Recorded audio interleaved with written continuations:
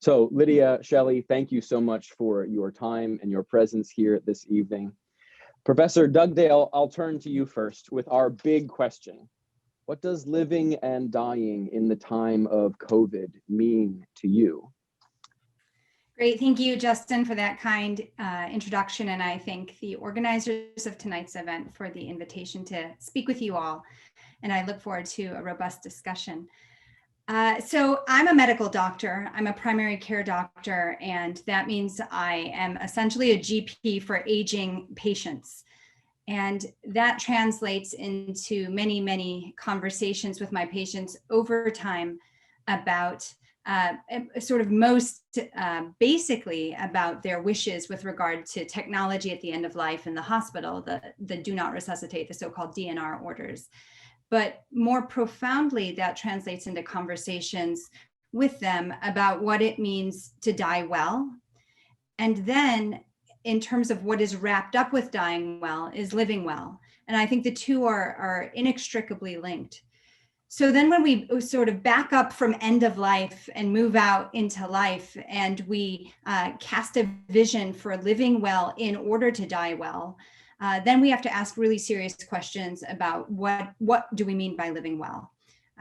Is it strictly relational? Is it material? Is it from a health perspective? Is it spiritual? Are there these deeper existential questions involved? So that's sort of the big picture of how I approach this. But I would say more fundamentally, I come from a family that was not afraid to talk about death in particular.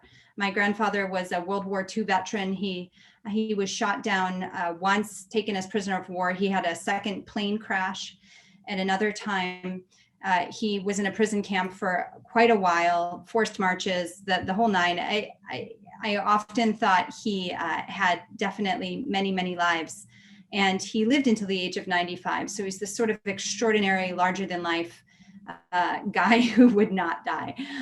But as a result, he also spent a lot of time in a really non-morbid way, but sort of a practical way, preparing for his death. So when he came back from war and got married, one of his first items of business was to procure the cemetery plots for himself and my grandmother. And things went from there. He had a long-standing, many-decade relationship with the man he would refer to as his undertaker, but was in effect the funeral director, who would help to manage his affairs when he died. He took very seriously his will, and he had also organized with his clergy person to have the content of his funeral arranged well in advance of his death. So he was a man who lived really fully in life, but also rather soberly thought about the need to prepare.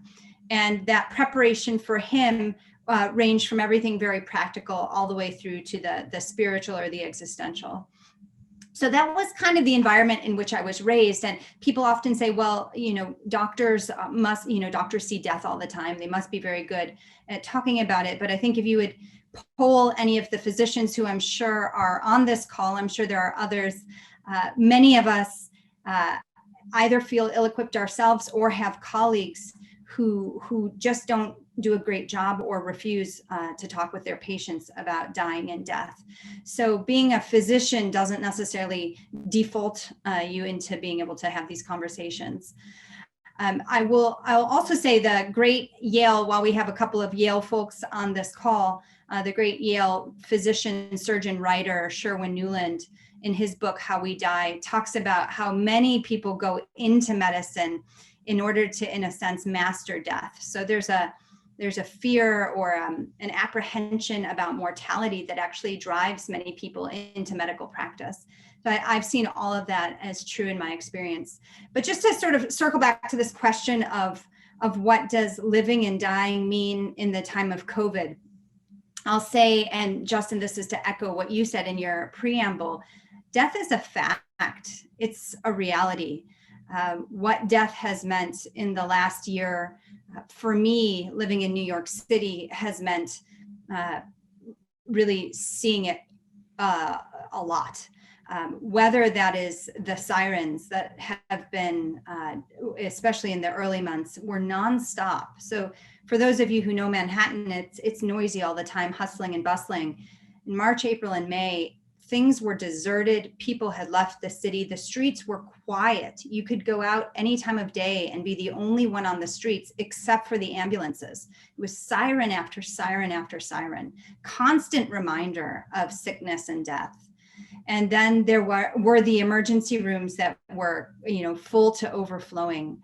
And there were the temporary morgues that were deployed, tractor trailer trucks that would house the refrigerated, would refrigerate the bodies because we didn't have space in the morgues in the hospital. So there's this way in which death has been much more in our face in the last year. And yet I think there is still a pushback, probably a very natural pushback, as Professor Kagan writes in his book, not to think about it. On some level, our survival feels that it's hanging on this idea that death doesn't happen, right? And so to thwart extinction, we need to not go there. So I'm grateful for the opportunity to go there tonight. And I think the next point I'd just like to make is that one of the things I write about and have been working on with this idea of the ars moriendi, or the art of dying, this genre of literature that emerged during the aftermath of the mid-14th century bubonic plague, is that the threat of finitude helps to bring into relief that which matters most. So on the one hand, plague in the 14th century forced people to wrestle with their mortality. Indeed, it gave rise to a body of literature that lasted for more than 500 years. But there's a way in which we can kind of take advantage of this current moment with the pandemic to be aware of our finitude, and then to reflect on, and I think this would be an appropriate goal tonight for the small groups, to reflect on what matters most to us in light of our finitude. Giovanni Boccaccio, who is an Italian humanist who lived through the bubonic plague outbreak of the mid-14th century, he lived in Florence and then probably escaped Florence to a villa in the countryside, which is what a lot of the wealthy did, not dissimilar, again, to escaping our urban centers during the pandemic. But he describes how the threat of death forced the people of Florence into three categories. There were people who holed themselves up inside their homes, so fearful they were from the threat of plague. And then there were others who indulged their most hedonistic kind of appetites and desires. We need to party, we need to live large. We're not going to succumb to this. And then the third group was this group that took the middle road, had to live their lives, wanted to live their lives, but also did so with a certain amount of prudence or moderation, sobriety, a way to move forward in the face of death and not cower in fear, but to sort of walk toward that fear, but to do so carefully and in the context of community. This question of whether the pandemic is real continues to populate a lot of news sources. And as a medical ethicist, I'm on a couple of listservs where there are large groups of people who continue to be suspicious of the pandemic and the sort of news media around the pandemic. And I would just say that I don't know the extent to which that's a questioning of news media sources or a deliberate avoidance of pondering finitude. But I think that whatever we make of the realities right now of social media and the way that the pandemic is being portrayed, we do know that mortality has always been and will continue to be 100%. So if it's not pandemic, it will be, in the old days, it was famine or war. It'll be something, probably cancer or a heart attack, but none of us gets out alive, right? So it's good to spend this time deliberating together within the context of our communities about what it means to live well in order to die well. So I'll stop there and turn it over to Professor Kagan. Well, thank you, Lydia. I mean, unsurprisingly, I agree with a lot of what you said. I mean, it does seem to me that what the pandemic does is it brings death in our face, I think was the expression that you used, and that seems right.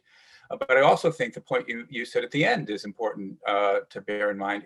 I'm not sure there's any special lessons to learn about how to live or how to die in light of the pandemic. Despite the title of tonight's session, I suspect that the lessons are the very same lessons that we should have drawn or could have paid attention to pre-pandemic. People have a tendency to not take seriously the fact that they're going to die.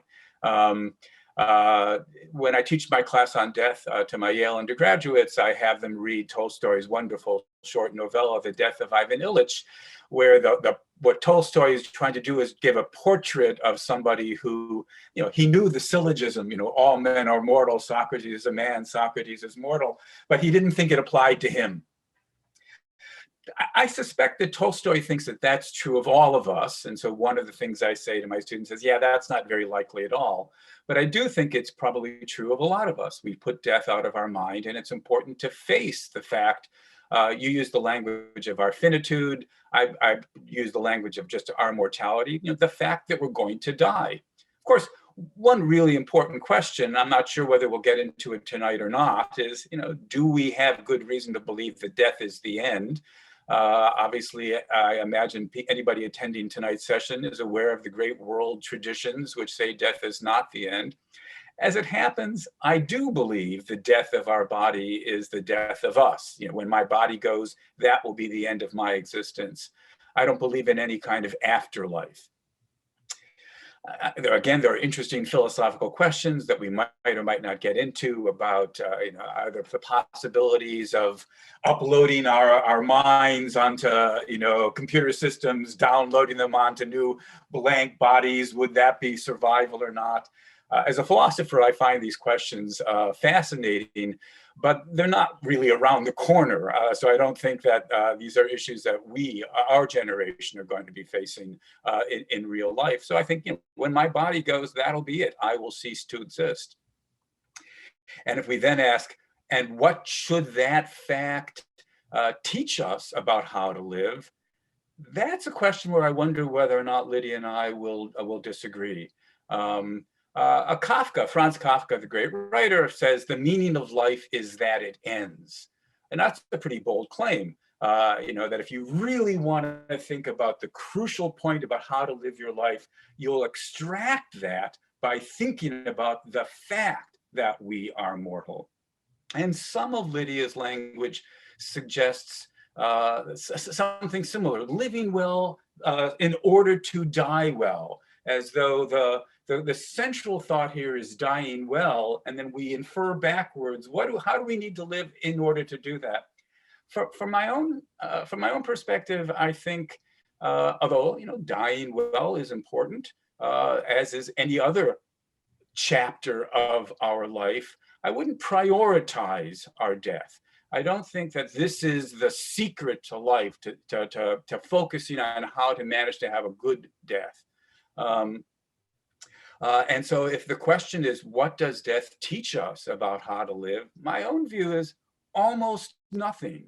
What facing the fact of our mortality does is force us, if we do face our mortality, it reinforces or forces us to admit this life is the only life we're going to have. If you waste it, you've wasted it. So it's a pretty rare commodity. It's the only one you're going to get. There's no do-overs, as my children used to put it when they were younger. And so you want to learn how to live well. All right, so we agree. We want to learn how to live well. But if the question is, does death have any lessons beyond that about how to live well? I'm not sure anything especially important can be gleaned from it. We do want to face the question, how should you live well? What is it to have a rich, meaningful, rewarding life? Unsurprisingly, I have views about that maybe we'll get into as we go along. But I don't think that the arguments for I mean, just to give, kind of a quick preview, nothing shocking here. I think, it's important to love. It's important to have friendship. It's important to know things. It's important to be creative. It's important to achieve things. It's important to help others. It's important to be just. I think there are arguments for all those things, but I don't think the arguments especially turn on the fact of our mortality, except in perhaps certain peripheral ways. So though I do think that it's important to live well, I don't think that death is the key to thinking about how to live well. And why don't I stop there for the time being? Justin, can I reply? Sure, let's get right into it. Thank you both for your opening statements. Lydia, go right ahead. So I want to clarify. I think we probably agree more than we disagree, but here's my clarification. I agree that we don't want to make death as this ultimate thing that is more important than anything else, and that it's sort of we're building to it, and we need to live well and maximize whatever so that we have this bang on death. That's not my point. And actually, I'm gonna give you a little story about that. So I believe in the 1700s, the Methodists were really obsessed with last words. And they were so obsessed with last words that an individual's salvation, as it were, was supposed to hang on getting your last words right, or at least the perception by the community of that individual's salvation hung on getting the last words right. That's not what I'm advocating at all, right? We don't want it to be where we make dying well such something to be achieved that if it doesn't work out, our whole life is a failure. But this idea of the possibility of our finitude, or the threat of death, or the threat of our mortality, bringing into relief that which matters most. I think that's where you and I agree, I believe, and that's what I'm getting at. So then when we back up and say, okay, well then, yeah, I care a lot about dying well because I've seen so many people die terribly, right? That's kind of what informs this. This is why I went down this whole road of scholarship, is because I was taking care of so many patients who, for all of the reasons I named, physically, medically, technologically, spiritually, relationally, we're not at all prepared for death at all. And it's devastating as a clinician to care for them, and it's devastating for them, and it's devastating to just see it all kind of collapse. So I do care about dying well, but not as if it were the ultimate to be achieved. But then if we back up and say, well, what does it mean to live well? One of the things that the Ars Moriendi, this genre of literature, was very interested in, especially in the early iterations that came out in the early 1400s, was in a sense, they didn't quite use this language, but the virtues that one needed to cultivate to live well. So the way that this came up was there was a lot of discussion about the 5 temptations that the dying faced. And interestingly, fear of death was not one of the temptations, but the early writers who were anonymous of the early iterations of the Ars Moriendi thought that the dying were tempted to despair. They were tempted to impatience. Let's just go on and get it over with. They were tempted to pride, to greed, and of course, to unbelief, right? So those were the 5 temptations. And then to counter those temptations, there was, the language was a consolation put forward, or a comfort through, and then it was the opposite of all of those. So the comfort for unbelief is faith, the comfort for despair is hope, for impatience is patience, for pride is humility, and for greed is generosity. So in a sense, the early thinking from the late Middle Ages was, if we can cultivate throughout our lives spirits of generosity, spirits of humility, spirits of patience, of hope, of love, this will translate into a better living overall, right? I mean, who wants to just be a greedy, proud, greedy, whatever. It will translate into better living, and then also will translate into better dying. So that's sort of just to kind of paint a bigger picture of what I'm after with my scholarly work. That's where I'm headed. Yeah. So again, if I can just now respond to what Lydia just said. So first, the thought about last words. I think it's quite interesting, the emphasis in Western culture. I don't know enough about Eastern cultures, but in Western civilization about the deathbed moments, if not last words, but the whole thing. Since I'm not a historian, not even at all. I'll throw out a conjecture. I don't know if it's true, but I conjecture it's the influence of Christianity, where getting into heaven requires having the right attitudes at death. And so, you can have a deathbed conversion and get into heaven, or you could have a deathbed loss of faith and then it's all lost. And so I wonder whether or not that sort of view helped cause this focusing, maybe a fetishization of our last moments, our last words, our last thoughts. Although, can I jump in really? Yeah, of course. Yeah. So interestingly, the oldest example in the Western canon, the first example, is actually the Jewish patriarch Jacob's last words. Sure, Jacob gives blessings, but I don't think there's the same thought that this is the most important event in Jacob's life. Now we're going to start talking about the book of Genesis, and the pivotal events in Jacob's life aren't actually, I think, the blessings, although that's of interest, right? So I think, but again, I'm not a historian. And so, although I've got my conjecture, I don't know whether it's true or not. I do want to press you a little bit further about,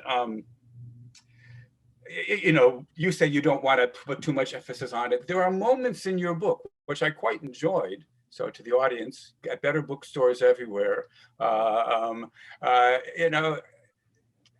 are moments I quite enjoyed, but there were times when you said things and I couldn't quite tell whether it was in your own voice or whether you were just quoting somebody, but not necessarily signing off on it.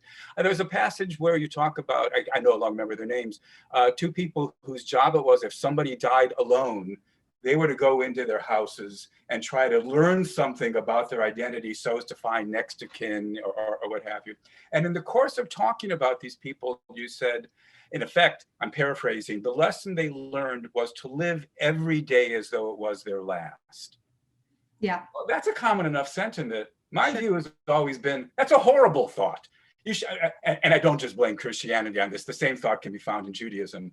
But I think, you do not want to live every day as though it was your last. I mean, to become a doctor, you had to spend years and years, first of all, studying biochemistry, organic chemistry as an undergraduate, being pre-med, going to medical school, doing your residency, right? If you thought your day today was going to be your last, you would never have taken on the project of becoming a doctor. Getting my doctorate in philosophy, thank God, was a much shorter path. I managed to do it in 4 years. Still, 4 years, if I thought every day was going to be my last, I wouldn't have bothered doing it. Indeed, a book that I published the same year as the book on death was a book on moral desert, the notion of people being more deserving than other people. I spent 20 years, I kid you not, 20 years working on that book. If I had thought today was going to be my last day, I mean, who would possibly take on writing? Maybe you'd write some short, poem and that would be it. But you would never try to write a book. And so I think there is this sense, and at least I caught whiffs of it in your own writing, thinking that, yeah, this is a thought, but maybe you want to disavow it. Maybe you didn't really mean to endorse that kind of sentiment. Well, so that was that particular phrase that you just mentioned was just their own self-characterization, those men. But also think about what those men were doing. Every day was the same. Their 9 to 5 was going into the apartments of recently deceased people or long time deceased people in New York City who had no one. Usually they were notified of the body because of the stench of the decay. Right? A neighbor would call and say, I think something happened to the neighbor in 1B because there's a smell coming under the door, and those men would go in to figure it out. Mm-hmm. And this is interesting. I hadn't thought about this before, but if every day is sort of the same, in academia we have so much privilege to kind of dream and aspire. Right. So I do wonder if these men saying living each day as if it were the last really made a difference. I mean, they really meant that sincerely. because it brought a certain sobriety to the way they were living. So you'll recall from the book, one of those men sends a text message to all of his close friends every day. And he says, his work is to go into these apartments of deceased bodies. And he sends a text message and he says to his friends, if you ever don't receive a text message from me, that means I have died. Come find my body before it decomposes. So I do wonder if it is different at the same time. So let's just say that actually it's not different if you are in a 9 to 5 that's the same every day, or if you have access to like a more aspirational writing books for 20 years sort of existence. Let's just say, are we comfortable with this phrase, living as if today is the last day? And I think my response to you in that regard would be that's meant to be, those things are meant to be held in tension. Just as living well in order to die well is held in tension, the idea that I can both pursue my goals and my dreams and also know that at any moment it can end, and be prepared from a relational, a spiritual, a metaphysical standpoint for death, that's what I'm getting at. And I think it's the idea of, I'm a primary care doctor, right? I love prevention. I want to prevent those bad deaths. So if we can be prepared, we still live as if we've got the long game ahead of us, but we are prepared in case it's not. So let me just give you one more example, and that is with the pandemic, right? So for the last year, I have been going up to New York Presbyterian and taking care of COVID patients, and not exclusively, but I've done a lot of that. One of the conversations that we've had back home with my children is that we are in a pandemic where 500,000 Americans almost have died. And there is no guarantee we will get to the other side of this pandemic and have all of us be alive. There's no guarantee. We're healthy, we're on the favorable side of 50, we should be okay. But there's no guarantee. And so my kids go to school, they're getting their education. I'm trying to write papers and, do my academic thing and take care. I am living for the long game, but I'm also preparing in a very real sense for the fact that we may not, just over dinner tonight, we were talking about what cemetery we would be buried in. Actually, we're going to go back to New Haven. So if you can make sure there's a spot for us in the Grove Street Cemetery, that would be great. I think the Grove Street Cemetery is filled up. No, their website says there still are spaces. So if I could Justin, eventually you'll want to jump in, but can I just one more time? Let's make this the last comment on this, and then I'll throw another question in. Go ahead, Shelly. Yeah. So I like two ideas that you just said. So one is the tension idea, and if what you want to say is, look, there's a kind of rhetorical overstatement in saying live every day as though it was your last. Be prepared. Think about the thought that it could be your last and what that implications might be. But that's not the only value we want to have. Then I think I'm all on board. In the Jewish tradition, if I recall, it's Hasidic. You're supposed to, but I'm not certain about that. You're supposed to carry 2 pieces of paper in your pocket, at all time. One of them says, "I am but dust and ashes," and the other one says, "For my sake was the world created." And so both of these are trying to give voice to values that we need to have both of them in our lives, and to only focus on one is a mistake. And I think that's part of what you're saying, and that seems right to me. And then if we keep in mind the value that that I was poo-pooing a moment ago, that today could be your last, then I think it's not just that we want to think about end-of-life arrangements, which is one of the things that you emphasized, again, sort of getting your community in place, having thought about what you want to have done in terms of technological medical interventions, or whether you want to die at home rather than die in hospital, all very, very important. Another thing which does show up in your book, and I agree with as well, is you don't want to wait to the last minute to tell the people that you love them.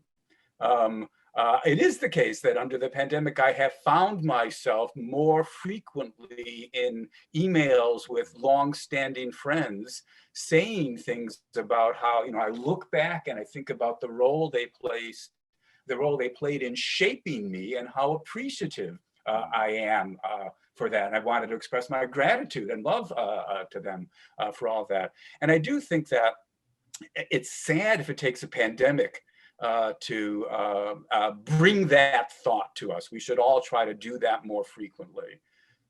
All right, Justin, we'll give you a chance to try to shape the conversation. I appreciate it. So let me ask you both this. Attending so carefully to the fact of death over the course of a career, either taking care of patients who are close to death or writing and teaching a book about death, seems like to me like it could easily give way to one of two dangers. A kind of obsessive morbidity. Maybe your friends, when you told them they were writing a book about death, thought that immediately about you. Or maybe a kind of flippancy because of its intense familiarity to you. So I wonder, how do you think about death rightly in the context of a whole life without morbidity or flippancy? Maybe Shelly, we'll start with you. Yeah, I suppose if those were the only alternatives, I'd say I veer towards the flippant. It is definitely the case that when I teach my class, I teach an entire semester class every couple of years to Yale undergraduates on death. And as I say, very straightforwardly, that's a really important topic, but it's important to avoid just getting so dragged down and depressed. And so I try to keep the tone fairly light, not to belittle it, but because I think we can think about these things without becoming overcome by them. It's important to think about them without becoming overcome. It's also the case that, you know, as I gestured at with my throwaway earlier about uploading our mind onto computer systems and downloading, there's a lot of interesting thought experiments which I think help us get clearer about, as a philosopher, I find them helpful to get clear about the nature of identity. What is it to survive? What would it be for some person who's going to be around tomorrow to be me? I mean, I take it there'll be somebody, unless this body has a heart attack, there'll be somebody that looks like this, wakes up in my bed. What is the metaphysical glue that makes that me? I think these are questions, although they're super important, that can also be, as it happens, a lot of fun to think about. And I try to keep a light touch. But there are moments when the lightness is obviously inappropriate. And let me just very quickly mention two. One is something I talk about quite regularly in the class. There was a student who was taking my class on death, second semester of his senior year, who had been diagnosed with untreatable, incurable cancer as a first-year student. He knew all through college he was dying. And what he had chosen to do with his last few years was try to get his degree. And here it was, second semester of his senior year. And he was getting more and more ill. Spring break came, and he got so ill, his doctors basically said, go home. You know, it's time to go home and die. When I tell that story about this student in my class, hearing me go on day after day, there is no soul, there is no afterlife. You shouldn't be afraid of death, but immortality would not be desirable. You can hear a pin drop. Well, over Zoom you can't, but in the classroom, you can hear a pin drop because these abstractions for the students suddenly come home. This is one of their own who died while taking this very class. And I mean, to be honest, I choke up every time I tell that story. And if I thought I would ever joke about it, I'd be ashamed of myself. Second episode, which just I'll tell quickly as well. There was something, I'm no historian because I have no mind for dates, but there was a period a couple of years ago, more than a couple at this point, when just before the start of the semester, 5 Yale students were in a horrible car accident. They were all killed. And either just before the start of the semester, or maybe it was after spring, it was during spring break. And I came back in my death class and I thought, I cannot possibly justifiably simply launch back into the lecture. I have to address the fact that death has entered our community in the same way that you, Justin, made explicit mention of the fact that a member of the Yale community was murdered just a few days ago. So at times like that, my mood shifts. And I don't have any particular reason to think that I'm equal to the gravity of those moments, but it does seem important to recognize that although we can think about these things from a distance with a light touch, it's not always distant. And then it's important to be there in a way that I'm sure Lydia much more, I mean, for me, it's largely academic. For Lydia, I'm sure it's a much more everyday experience. Yeah, Lydia. Yeah, no, thank you for that. I think my natural sort of wiring is probably a little bit more to keep things lighthearted. So again, if it's a binary, I tend towards flippancy. I think of familiarity, comfort, lifelong comfort with the idea of death. Growing up, my grandfather, whom I mentioned at the outset, was notoriously hilarious. I mean, in a naughty way too, but he was so funny. So of course, jokes about death were common. But I think maybe similar to you, Shelly, on a regular basis, variations of my academic talks bring in a lot of history, though I'm not a historian either. Bring in a lot of art, manuscripts from the Middle Ages. And I sort of give these humanities heavy talks as a medical doctor. And every time in the Q&A, there's a question from someone who has just lost a loved one, who has just had this horrible diagnosis, every time. And so I try to keep that as the tone going into the talk, because I know every time there's somebody, and I'm sure tonight on this call, there's somebody who is suffering or who has suffered or who has lost somebody from COVID. So it's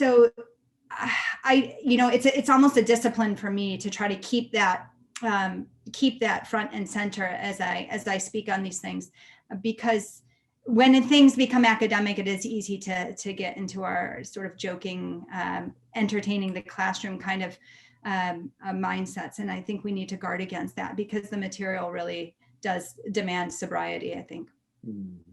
This is a nice transition into one of the questions that was put up here as well on Junto for small group discussion, which is how would you, or as the case may be, how do you console a student, a parent, a colleague who receives a life-threatening diagnosis of some kind, or who learns that a loved one has recently passed? You both suggested that these are real life experiences for both of you. So what do you say in those circumstances? Lydia, you want to start on this one, and then we'll go back to Shelly? Sure.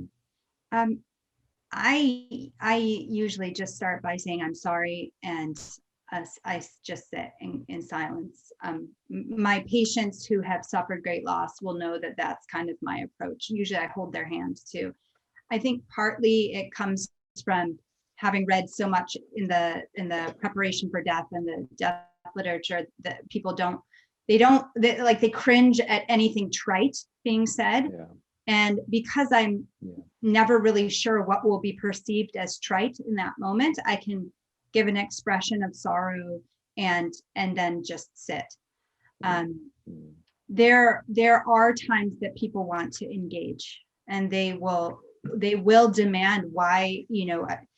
We just had a discussion with our medical students of an article from the medical literature where a patient, I believe a Jewish mother, looks at the doctor who's of no religion and says, tell me, doctor, why would God allow this to happen to my child? And there are times where physicians are faced with those questions and may not be religiously trained. There may not be a chaplain available. Questions like that come up, and in those instances, sometimes I just start by asking questions to people. I think that's kind of the best approach. How do you make sense of this? What do you believe about God? What is the faith of your childhood? I've noticed that some people just want to go there, even if I don't have answers, or I don't know their framework from which they're coming, or I can't relate to it, just to be able to bring the religious questions to the surface. I'm reminded of the quotation, which I'm going to paraphrase, by the philosopher theologian Paul Tillich, who talks about how questions of ultimacy, of which death is one, necessarily lead to religion, right? And so there's this way in which when someone has died or suffered an enormous tragedy, many people have this yearning to kind of get to the God question, even if you can't quite articulate it. So I'll just one more example. Lately, I've had several, I would say, late baby boomers, so maybe slightly old to be baby boomer men, read my book and contact me, or read some interview and contact me. And recently I was contacted by a professor emeritus in the sciences, I'll just say, who had no idea who I was before he read an interview or something. And he called and left a message with my secretary. So I called him back. I didn't know, I had no idea who this guy was. I Googled him. He seemed legitimate. But he started to talk to me about his own struggles with getting old. He was really interested in science, as I said, and he talked about how science had opened him up to this idea of wonder and awe, but he didn't know what to do with it. He wasn't religious, and he just kept pushing until finally I said, are you trying to get to God here? Because I wasn't really sure what he wanted. And he said, I think that's where I'm going. I just need you to tell me to like figure out what I believe about God, because I guess that's where I am. So it was really interesting. And then he said, well, I've taken up too much of your time. I'll go now. And so he sort of abruptly ended the conversation, but it was interesting because I thought, why is this, what does he want? What does he want from me? How can I help him? And he kept pushing and pushing. And then finally it was, I just need to figure out the God question. And I think, Shelly, this is definitely where you and I disagree. But that God question does come up for so many people when they're getting close to the end. And I think that's one of the questions that we do need to wrestle with in order to be able to, die in peace, as it were. We need to make our peace. And so I'll just stop there. Yeah. So just to respond to a couple of things you just said. So of course, I think questions about the nature of religious faith, what grounds one might have for believing or not believing, and what it is you believe in. Obviously, big topic, probably the wrong topic for us to get into, in tonight's discussion. I'm a little skeptical of the Tillich idea, but of course, that's because Tillich has this, let me just say, silly, to be charitable about it, a notion that, God's just being. So if you care about being, that means you believe in God. Well, duh. At that point, then since everybody believes in existence, everybody believes in God. That's just winning for religion by definition, not anything I think really helpful or substantive. But, if somebody were to come to me, happily, I have far fewer cases. I'm not a therapist. I'm not a clinician. I don't typically get people coming to me who are dying. I think it's a much rarer thing. I do sometimes get students who have just suffered loss, and then instead of seeking out, their rabbi or their pastor or a therapist, they do come to me. So these are issues that sometimes I do have to face. I would never try to talk somebody in a context like that out of their religious beliefs, whatever skepticism I might have in other situations. That's obviously not the place, or the time. I was struck as well by the thing you said, Lydia, about one of the things you do is you hold somebody's hand. This is, of course, one of the things, since officially tonight's topic is something about living under COVID, one of the great horrors of living under COVID is we can't touch each other's hands. And precisely at people's times of need and this kind of the interpersonal warmth, which for many of us gets communicated most directly and viscerally, literally by bodily contact. It's one of the true horrors of the pandemic that's cut us off from one another in that way.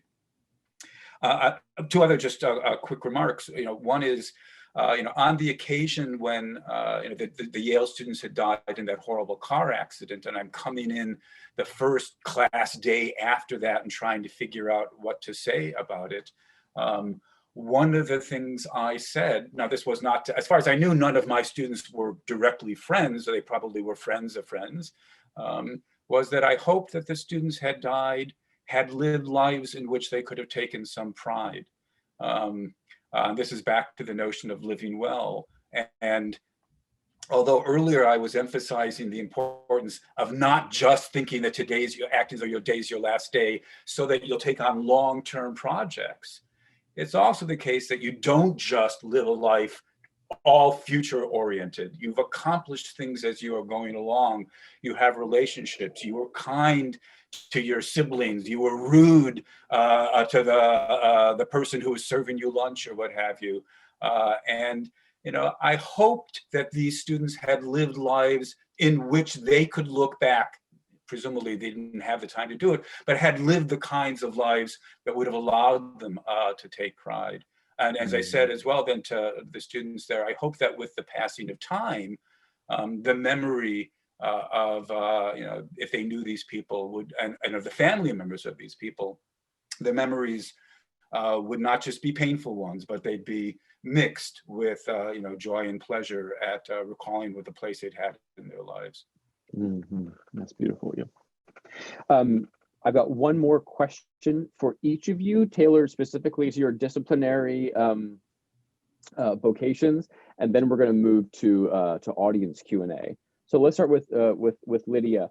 Lydia, you've written that one of the reasons healthcare providers are so reticent to broach the topic of death with patients who are at the end is because the healthcare providers themselves are squeamish about their own deaths. So I wonder, thinking just about the medical profession and medical training in particular, what kind of changes would you like to see in medical education and training that would perhaps make physicians less squeamish about their own deaths, make them easier and more likely to raise these difficult questions with the end of the life? And then Professor Kagan, I'll ask you a similar question about philosophy, the role of the thinking about death in the guild of philosophy in the humanities. Do you want more classes on death throughout the country? But we'll do Lydia first, and then Shelly, you can go next. Thanks, Justin. So, there's so much to say about medical education, but I'll just very briefly, I think the people who have end-of-life conversations the best in the hospital are the palliative care team and the chaplains. And medical students have the option of doing electives with both in some institutions, but most medical students don't have enough time with either group.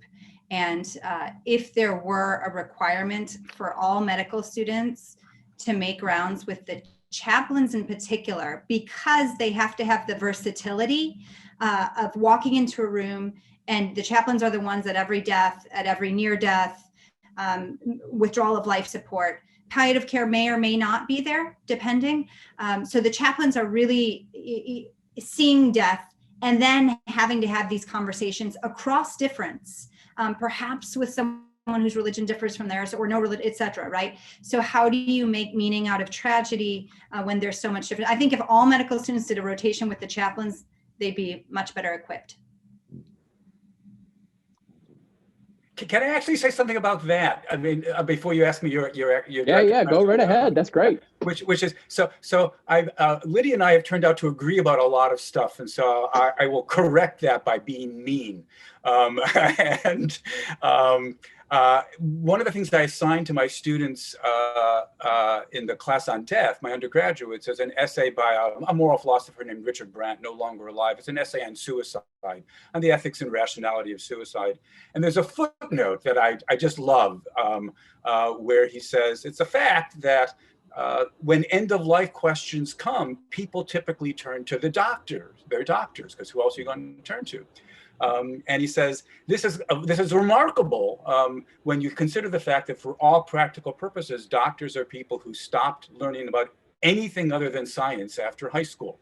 And so they're not especially well equipped to actually have thoughtful, reflective positions on what's worth, when is it worth continuing your life, when is it not worth it. I mean, they may have their own views, but it's not as though they've got the kind of expertise. That's what you turn to moral philosophy for. So I would encourage Lydia to not only encourage her colleagues to embrace some time with the chaplains, but also that, part of one's medical education should be exposure to more, bioethics and moral philosophy more generally, which of course I'm sure you're in favor of. That's what I do. I run an ethics center. So yeah, I mean, if I could get all of the students to hang out with me more, that would be great. But and I do. I mean, I have a bunch of them, probably too many of them. I need to hire somebody to help me. But no, I agree with you. I think absolutely moral philosophy informs these conversations. In fact, on Thursday, we're reading an essay by Bo Burt. You remember Bo Burt from the law school on Susan Sontag's death. And I'm reading that with a group of students, and the tension between physicians approaching the end of life by sort of letting patients, call the shots and abdicating their professional responsibility and expertise, and doing that even when they know it's bad for the patients, which is a big problem in medicine. So, and of course, Bo Burt, as a legal philosopher, as you know, he's wonderful and his work is very deep. But yes, very important. I love that. Would love more of that. It's harder to persuade the administration to go for that than it is to have them okay a rotation with the chaplains, actually. So, but the other thing, Shelly, the other thing, when I was trying to think of my answer to Justin's question, I'll say the other thing is that with all due respect to both of you, all of the classroom preparation in the world does not take the place of bedside conversations. And that's why I went with the chaplains, actually. Yeah. Justin, that gives me a good opening here. Yeah, Shelly, go ahead. Yeah. No, just remind me what the question you posed to me was. I'd lost it. Yeah, it's an analogous question that I posed to Lydia. Thinking about the discipline of philosophy, but then the humanities more broadly. You invented this course on death, presumably because you saw a gap in education. Would you like there to be more classes on death, or do you think that base is covered? Should there be more monographs? How should the humanist professors on the call right now think about tweaking their syllabi to take death seriously? So I wish I could take credit for having invented the class, and in some sense I did, but really I didn't. Before teaching at Yale, I taught at the University of Illinois at Chicago, and that was my second job. So when I was joining that department as an assistant professor, I mean, I first taught at the University of Pittsburgh, I was moving to the University of Illinois, and the then chair of the department, just in talking about things I might teach, he said, there used to be somebody in the department who taught a class on death. He's no longer here. Is that something that you'd consider doing? And I said, sure, let me think about it. And that's all he said. Didn't give me any content at all. But I started thinking about what would a class on death talk about? And it seemed, the more I thought, the more excited I got about it, because it was simultaneously a thread on which one could, as an introduction to philosophy, from a pedagogical point of view, it's wonderful, because you get to do ethics, and you get to do value theory, and you get to do metaphysics, and you get to do epistemology, and you get to do a philosophy of mind. And so it's a wonderful way to get into a number of different philosophical problems. But at the same time, it's a topic that everybody thinks about at some point or the other. Now, as it happens, at the University of Illinois, I get 50, 60 people. When I came to Yale, I thought, okay, let me try it here as well. In those days, we still would run off the syllabus, a piece of paper from the copy machine. I think I ran off 75 copies. 300 students showed up. And I thought to myself, I've hit a nerve here. There's something about thinking about this topic that really people are hungering for. And then indeed, when, again, I get no credit for it, when Yale videotaped the class as part of their open Yale courses, where they had a number, I was one of the original group of 7. They videotaped the lectures, they put them up for free online. And I started getting literally hundreds upon hundreds of emails from people around the world responding to this argument or that argument, or thanking me for helping them think through suicide or what have you. And again, I just realized this is a topic that everybody cares about, but they normally only get to think about it in the context of religion. And it's worth thinking as well, what should we think about this free? I'm not hostile to religion, but what should we think about this free of the teachings of religion, just using our, our reasoning capacity as best we can. So yes, it's not that I think, I've got the last word on the subject. You never have the last word on a subject in philosophy. And so, yeah, I think this is a kind of subject that many students would enjoy and profit from having a chance to think about, in a sustained way. Wonderful, excellent. Let's turn our attention to some audience questions. And what I'll do is I'll just throw them out, and any of you who want to discuss them can do so. I'm not sure that all of the questions will be interesting to both of you, but we'll jump right into it. So the first one is going to be a combining of a few questions. The first one is, do people's regrets at the end of life tell us something about how to live well? And similarly, Lydia, you've said you've seen people die poorly. Shelly, you mentioned that you hope those students would have a life that they could be proud of. So what is it that makes a death a bad death and a life a bad life? Do you want to go first, Lydia? You can go first. Okay. So actually, although this kind of regret can take place at the end of life, I think we're even more familiar with it happening in the middle of life. Mm-hmm. That's what I take it that the midlife crisis is. You set yourself various goals, ambitions, things you wanted to accomplish as a 20-year-old, and now you're 40 or you're 50. You made it to the top of your business or whatever it is, and suddenly it seems hollow, and you think to yourself, was this really what was worth going after? It doesn't seem so.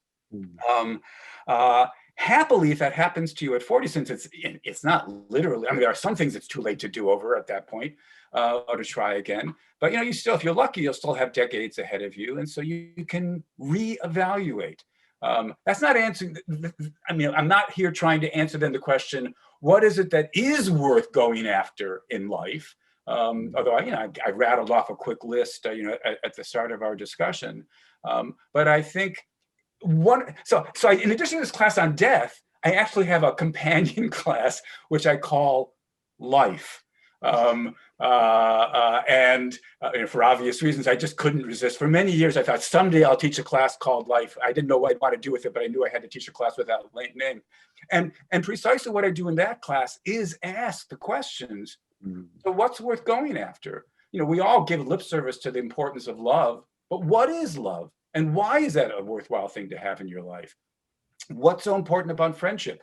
What are you doing to your life if you decide to have children? And what might make that a rational decision in terms of what you might get out of that?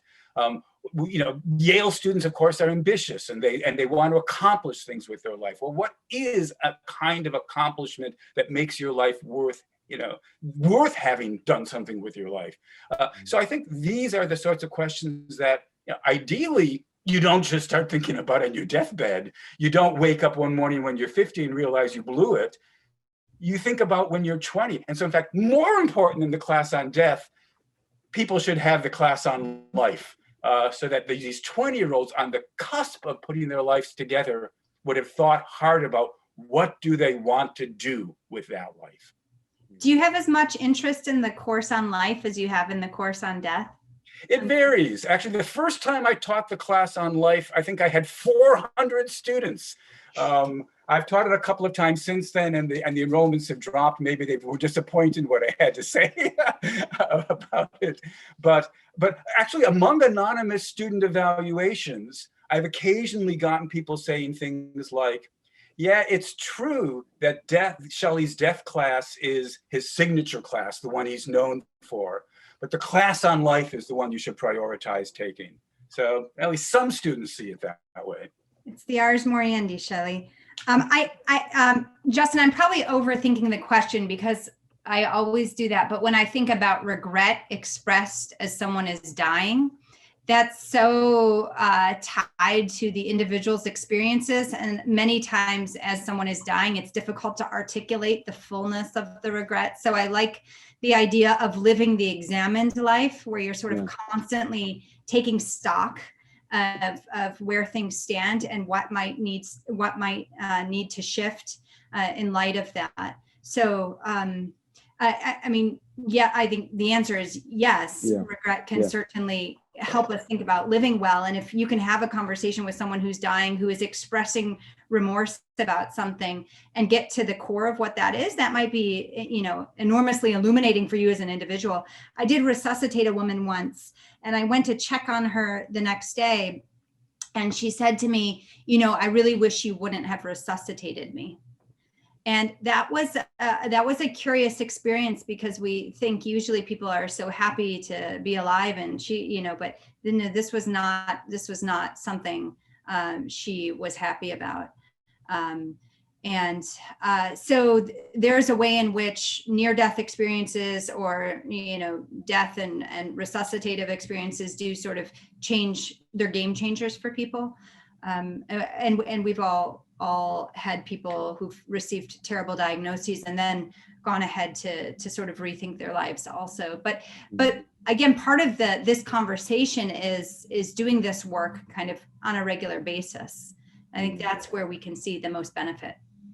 Something that hasn't come up in the conversation yet, Lydia, is the stuff from your book on the kind of over-medicalization of death. You open it with the 3 deaths of Mr. Turner. You want to say something about that? That seems like it's important when we're thinking about people who stay on life support machines, on ventilators for weeks and months in some case. Do you want to say something about the way that we die, briefly, the over-medicalization of it? Yeah, sure. I mean, just in a nutshell, if we look at what's happened in the last 100 years, where we had, you know, a couple of hundred hospitals at the turn of the century, and we have several thousand by the 1920s. We had this massive growth in hospitals, which then became the destination for a place to get treatment and then to die, right? So before that, dying had really largely been in the home. And then what do we see in the 1920s? You know, very early antibiotics by the 1940s, early chemotherapy by the 50s and 60s, organ transplantation. We start to see early forms of cardiac resuscitation, the mechanical ventilator. By the 70s, we have combination chemotherapy. And, you know, look where we are now, right? And for pre-pandemic, but post-World War II, the sort of baby boomer generation and younger has not had to face death as a fact. I think it's really largely been optional. And so what happens is patients come into the hospital, and they'll come in, especially patients with chronic diseases that have sort of a relapsing, remitting characteristic. And they'll come into the hospital and get tuned up, and they'll go home again. And the expectation is that every time I can just get tuned up, where doctors see that these hospitalizations are more and more frequent, going closer and closer together. And for us, that tells us that this person is kind of nearing the end, but in the patient's mind, that's not at all a possibility. And so we find ourselves having created, you know, I would say the medical system is partly to blame, but not entirely to blame, but having created spaces for patients to be made better and not think about their dying. And then this, of course, translates into, you know, the Susan Sontag scenario of giving chemotherapy to the actively dying patient, but because she demands it and insists on it, the doctors comply. And a lot of similar situations, the extended life support, et cetera. And I mean, I first kind of went down this pathway because as a young medical student, bore witness to so many cases like this, where everyone would be shaking their heads in the ICU, and the nurses would just be so distressed about having to care for patients who were really, you know, actively dying, but their vital functions were being maintained on life support. And it was those sorts of cases that got me thinking, would there be a way to preempt this? Again, as a primary care, preventative medicine doctor, how can we preempt this? How can we put the tools in the patient's hands? Because if your doctor doesn't want to talk to you about death, then how can we empower you to sort of actively learn and learn about these things, engage. How do you talk to your healthcare practitioner? How do you press for answers? How do you discuss prognosis? How do you think about the DNR? And so that was sort of what started me down this whole path. I think we have a long way to go, but to the extent that we can continue to have these conversations with patients and the broader public, I think we'll all be better for it. If I could just say something about that as well. You know, as a moral philosopher, I completely agree that people need to think about these things ahead of time, not just when they're finally being hospitalized, especially because often by the very end, the patient themselves may be too incapacitated to give informed advice or informed consent. And so you've got to have some family member. And so it's very important to discuss these issues ahead of time, right? And my wife and I have had discussions with our adult children about what we wanted done and didn't want done when the time came for us. And then interestingly enough, there was recently a death in our family. And then after that, my son said, okay, it's time to have the conversation about what you and mom want all over again. Now that I actually see concretely what are the kinds of choices that people might have to make. Let's actually get down to brass tacks. Bearing in mind, of course, that your views about these things may well change as you go along. Still, it's important to not be afraid of having these discussions. We need to have them with one another when we're all there, and it's not around the corner, so we can be a bit less emotionally caught up in it because it's such a difficult subject. Another audience question here. Even before the pandemic, the body was disappearing from American death rites as we've moved into memorial services and cremation. What implications do you see from our inability to ritualize communally during this time of increased and prominent mortality? Yeah, that's a really great question. So in my book, I have a chapter on ritual, and I talk about the great acting coach, Stella Adler, is that her name? Do I have it right? She talked about the theater as a seeing place, and a place where the audience comes to see the deeper truths.